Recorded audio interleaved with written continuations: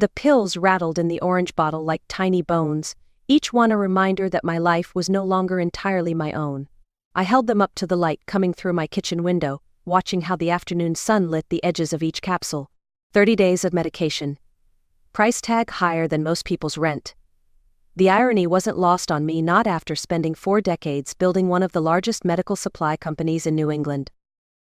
I'm Grace Whitmore, 72 years old, retired CEO, widow of a man who loved me quietly but deeply, mother to a daughter who barely visits unless she wants something. I've survived grief, recessions, and betrayals, but nothing prepared me for the moment when Dr. Harper looked across her desk at me, with that mix of compassion and clinical detachment, and said the words I'd always feared. Pancreatic cancer, stage 3, 6 months to a year. Maybe more if treatment went well. There was no screaming, no dramatic collapse, just a cold clarity washing over me like jumping into winter water.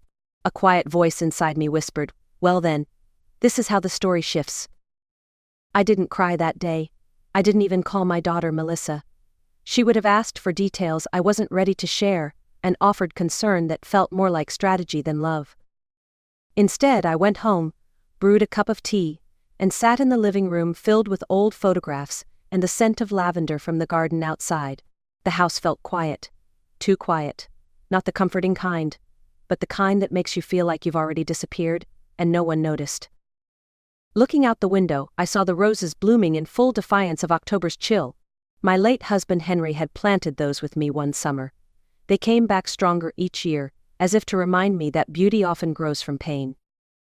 I took the first pill without ceremony, no prayer, no toast to courage, just a decision. A small beginning. This wasn't going to be a story about dying. It was going to be a story about choosing how to live before someone else tried to choose for me. The text came at 2:17 p.m., just as I was setting the kettle down on the stove. "Hey Mom. Ethan and I were thinking we should stop by tonight. Say around 6? No emojis. No how are you feeling. Just the kind of message you send when you've already decided the answer should be yes. I typed out a reply, "Sure, see you then." I didn't ask why. I already knew. Melissa and Ethan lived 20 minutes away. They visited maybe once a month, always with a purpose. A favor to ask, a document to sign, a loan to float. The last time they came, it was because they wanted me to co-sign for a luxury sublease. Before that, they needed someone to watch their labradoodle during a week-long trip to Turks and Caicos. They never came just to talk, certainly not to listen. At 6:01, the doorbell rang. Melissa stood there in a tailored camel coat, one I vaguely remembered buying for her birthday last year. Her makeup was flawless, her hair pulled into a neat chignon that probably cost more than my monthly groceries. Ethan wore a navy suit and the kind of smile he reserved for meetings with high-net-worth clients. "Hi, Mom," she said, leaning in for a quick, dry-cheeked kiss. "You look tired." I invited them into the living room. It still looked the way Henry and I had designed it: warm wood furniture, floral curtains, shelves filled with family pictures from a time when love didn't feel so conditional. Melissa and Ethan sat on the couch like polite guests, back straight, eyes scanning the room. "We've been thinking," Melissa began, tone rehearsed. "It's probably too much for you to handle all this on your own now. The house, the bills, the medical stuff." "I'm 72, not 100, I said, keeping my voice calm. "And I've managed this house just fine." Ethan leaned forward, hands clasped. "Grace, we're just trying to make sure you're taken care of. Maybe it's time to consider other options, something like moving in with us, or a retirement community. Somewhere that can support your situation." There it was, my situation, as if cancer were a misstep I'd made at a cocktail party. "And the house?" I asked. Ethan smiled. "Well, it could fetch a great price right now. We'd help with the sale, of course. I could even manage the investment strategy to maximize returns for your care." I looked at their faces, so polished, so practiced. I saw not concern, but calculation. They weren't here to help me live. They were here to arrange my exit. The house felt colder after they left. Not physically, but in the way a space shifts when someone walks through it with hidden intentions. I sat alone in the living room, watching the clock hands crawl toward midnight, wondering when my life had become a spreadsheet someone else wanted to manage. That's when the phone rang. Not my cell, the landline. I hadn't used it in weeks. Grace, the voice said, soft and uncertain. It's Daniel. Daniel Costa. I froze. Daniel. I hadn't heard that name spoken in nearly 30 years. He was once a warehouse supervisor at my company. A Portuguese immigrant who worked long hours, always with a quiet smile and a pair of eyes that saw more than I wanted to admit. After Henry passed, Daniel had been there first to offer condolences, then to carry boxes, and then to make me laugh again. We had a brief, intense relationship, no promises, just something real in a time when everything else felt like it was breaking. When his mother fell ill, he moved back to Portugal. I never saw him again. Until now. Daniel, I said, surprised by how easily his name came out. How did you find me? I never stopped looking, he said. I heard about your illness from someone who used to work at Whitmore Medical. And about your daughter. About everything. His voice wasn't judging, just knowing. I'm sorry, I said quietly. Don't be, he replied. I'm calling because you have options, Grace. You don't have to let them script the rest of your story. A pause. I live just outside Lisbon now. I run a small hospitality business. I have connections, friends in medicine. If you want out, if you want a life that's yours, I can help you, not out of pity, but because I care, still. His words landed gently but with weight, like snow on a tree that's already leaning. I don't know, I whispered. It's not that simple. There are legal issues, medical care, my house. Let me help with the details. You've spent your life taking care of everyone else. Maybe it's time someone took care of you. I said nothing. But in that moment, a crack formed in the wall I didn't even know I'd built. Daniel wasn't offering escape. He was offering freedom and something even rarer. A chance to choose what the rest of my life looked like. Not because I was dying, but because I was finally ready to live. By the next morning, I wasn't thinking about whether I could do it. I was thinking about how. Daniel had lit a spark, and the more I considered the way Melissa and Ethan hovered calculating, waiting, the more that spark caught fire.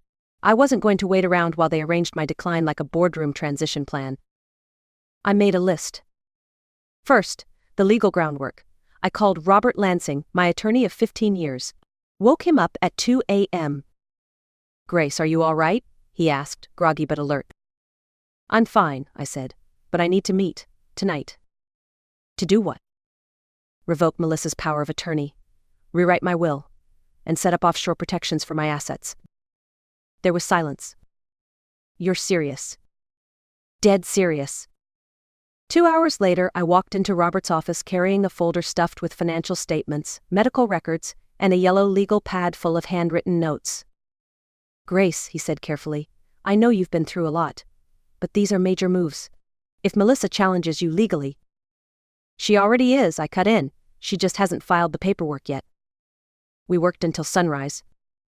By the time I left, the wheels were in motion, new trusts established, accounts opened in Switzerland and Portugal, powers of attorney revoked, and my will revised to direct the bulk of my estate to elder care foundations and charities for women entrepreneurs.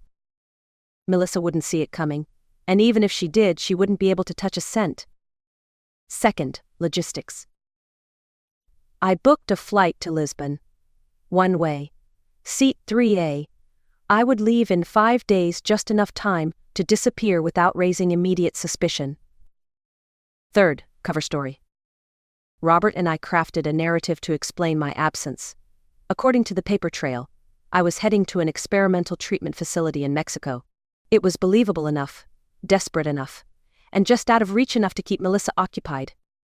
Fourth, closure. I stood in the kitchen that had once been my favorite room and looked around. The light still poured in just right.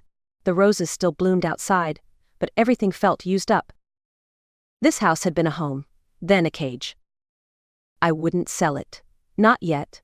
Let Melissa walk into it one day and wonder where I'd gone, wonder why I'd left without saying goodbye. She'd think I'd lost my mind. What she wouldn't realize, what I was counting on her not realizing, was that I had finally found it. Not in a hospital bed, not under her roof, but on my own terms. And in 5 days I'd be boarding a plane to prove it. The plane touched down in Lisbon at 2:47 p.m. local time. I stepped off as Grace Whitmore, but I no longer felt like the woman who had left Newport. That version of me had been exhausted, boxed in, and managed like an asset on a spreadsheet. Here I was no one, which meant I could be anyone. Daniel met me just past customs, holding a small sign with my name written in block letters. It was a simple gesture, but I felt my throat tighten. He hadn't changed much. His silver hair gave him a kind of quiet elegance. His smile, genuine and warm, still disarmed me in the best way. "You came," he said, as though he hadn't been sure until that moment. I said I would. He drove us along the coast in a black sedan, speaking softly, as if not to overwhelm me. I didn't say much. I was too busy watching the sea flicker outside the window. The cliffs, the vineyards, the tiled rooftops of a place that felt more like home than anywhere I'd been in decades. His house, our house, he called it, sat on a gentle rise in Cascais, overlooking the Atlantic. A whitewashed villa with blue shutters, trimmed with wild roses and lavender. It was the kind of house I might have dreamed of once but dismissed as too romantic, too impractical. Now it felt earned. The first night we sat on the terrace, drinking vin verde and eating fresh olives, while the sunset turned the ocean into molten gold. "I had this place built 3 years ago," Daniel said, "but I never moved in, not really. I was waiting." "For what?" "For you?" I didn't know what to say, so I took his hand instead. It said more than words could. The following week, I met with Dr. Carvalho, one of Lisbon's top oncologists. Daniel had already arranged everything. My medical records had been transferred, appointments booked. I asked how he managed that, and he only smiled. "I've had 30 years to prepare for the day I'd see you again. You'd think I'd leave the details to chance." The hospital was modern, discreet, and shockingly affordable compared to the bills I'd been paying back in the States. The staff treated me like a person, not a prognosis. Each day brought a new rhythm: slow mornings with strong coffee, walks along the shore, gentle conversation with someone who actually listened. Daniel wasn't trying to fix me. He wasn't trying to control anything. He simply let me be. And slowly, I remembered what it was like to exist without being managed. To be seen without being evaluated. To be loved without being measured. In Portugal, I wasn't a burden. I was just grace. And for the first time in years, that was enough. 2 weeks into my quiet new life, the past came knocking. Robert called from Rhode Island, his voice tight. "Melissa's filed a petition," he said. "She's asking the court to declare you mentally incompetent." I didn't flinch. "She's claiming your recent financial decisions are evidence of cognitive decline," he continued. "The transfers, the offshore accounts, the revoked power of attorney. She's presenting it all as a sign that you've been manipulated or confused." "By whom?" I asked calmly. "Daniel, presumably. Or me. Or the cancer. Doesn't matter. She's spinning the narrative that you're no longer capable of rational judgment and need guardianship." I leaned back in the terrace chair, the sea breeze playing with my hair. "And what does the judge think?" "The court wants to hear from you. In writing or remotely. If we can show that you made these decisions with full understanding, the petition falls apart. But if she pushes harder, she could try to override everything." That's when I knew this wasn't just about money anymore. It was about power. Melissa had lost control, and now she was going to war to get it back. I didn't panic. I planned. I hired a private investigator in Boston who specialized in elder exploitation. Every text, every call, every suggestion Melissa and Ethan had made in the months leading up to my departure, manipulative, pressuring, dismissive, was documented and preserved. Then I brought in a forensic accountant. Over the years, I'd given Melissa more than $500,000. The graduate school tuition, the Vermont vacation home, the interest-free loans that somehow turned into gifts. I wanted a full report: where the money went, what it was used for, and what had been promised in return. Next, I called PR Consultant One, who handled high-profile elder abuse cases. If Melissa wanted to make this public, I was going to make sure she understood the weight of that choice. The narrative wasn't going to be a confused old woman mismanaging her money. It was going to be about a mother fighting back. A week later, I received word that Melissa had flown to Portugal. Her investigator had traced my name to a wellness clinic north of Porto, a facility known for treating wealthy American patients with unconventional therapies. I smiled. Daniel had fed that information to the right people at just the right time. The clinic was real, but it was also a high-security psychiatric center. The reports came in quickly.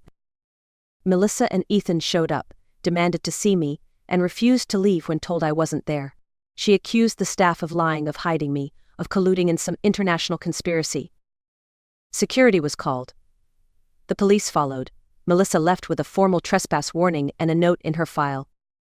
Unstable behavior, highly agitated, possibly delusional. She wanted me declared unfit? She had just made the strongest argument for her own instability. As I watched the waves roll in that evening, I sipped wine beside Daniel and smiled to myself. Melissa had thrown the first punch. But I had already planned the knockout. She showed up at my gate 2 days later. Melissa stood there in a linen blouse, eyes puffy from jet lag, and something else, rage or disbelief. Ethan hovered behind her, silent, no longer wearing the smug assurance of a man in control. They stared at the villa, then at me, like they couldn't quite believe I was real. "Mom," Melissa said, "you look different." "I feel different," I replied. "Come in." Daniel greeted them in the living room with a calm that only made Ethan more uncomfortable. The space was filled with soft music, fresh flowers, and the sea breeze drifting through the open windows. It wasn't the setting they expected. It wasn't a breakdown. It was a sanctuary. Melissa sat stiffly on the edge of the couch. "We were worried sick. No one knew where you were. The clinic said you'd never been there. The police were involved." "That must have been stressful," I said, pouring tea without invitation. She blinked. "You don't seem upset." "Why would I be upset?" I said, sitting opposite her. "You came looking for a helpless woman lost in her illness. Instead, you found a mother who doesn't need saving." Her face flushed.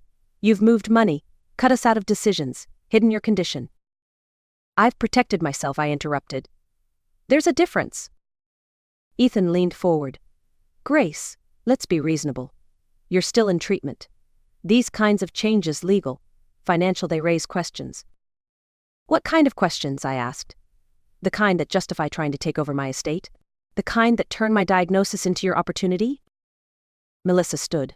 "We just wanted to help you." "No, you wanted to manage me," I said, my voice steady. "Like a trust fund or a tax shelter. You didn't ask what I wanted. You made assumptions based on what was easiest for you." There was a long pause. Then I dropped the final card. "I sold Whitmore Medical for $8.2 million $3 months ago." Melissa's mouth fell open. "And every dollar," I continued, "is secured in accounts you will never access. The will has changed. The power of attorney is revoked.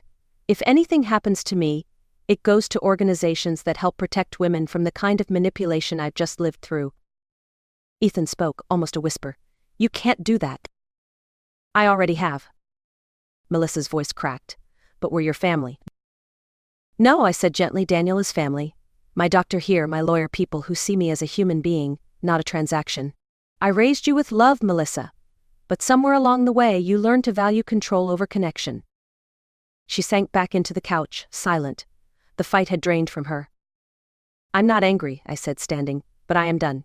Done pretending, done excusing, done funding." I walked them to the door. As Melissa stepped outside, she looked back, eyes wet. "I did love you, Mom."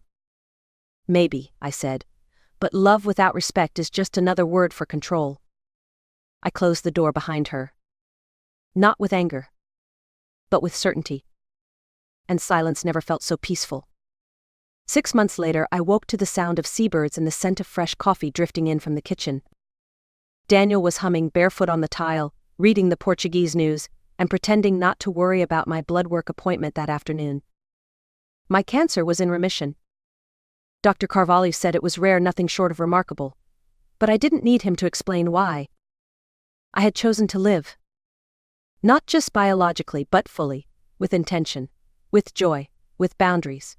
I had walked away from the version of myself that measured worth in sacrifice and silence. Now, I measured it in mornings like this. My days were filled with purpose. Daniel and I had begun building a small program for medical travelers, Americans, mostly who sought not just treatment but dignity. We partnered with local doctors, therapists, and care homes. I called it Haven Grace. A quiet, intentional name. Just like me. Back in Rhode Island, things were less graceful. Melissa and Ethan had divorced shortly after returning to the States. Between the legal bills, public embarrassment, and shattered reputations, they'd become cautionary tales among their peers. Robert kept me informed, though I rarely asked. Once he offered to send over court updates. I declined. I didn't need revenge. Justice had been enough. One letter did come from Melissa, a handwritten note, shaky and unsteady. She didn't apologize. She didn't ask for money. She simply wrote, "I didn't know who you really were until you left. Maybe I never wanted to." I didn't reply. Some chapters don't deserve sequels. Instead, I folded the letter and placed it in a box marked lessons, then returned to the garden where Daniel was trimming roses he had planted in my honor. "You're quiet," he said. "I'm thinking," I replied. "About the past?" "No, about how lucky I am to still have a future." We sat together on the terrace as the sun rose, casting light over the sea, over our hands intertwined, over a life not stolen, but reclaimed. Some stories end in forgiveness. Mine didn't need to. It ended in freedom.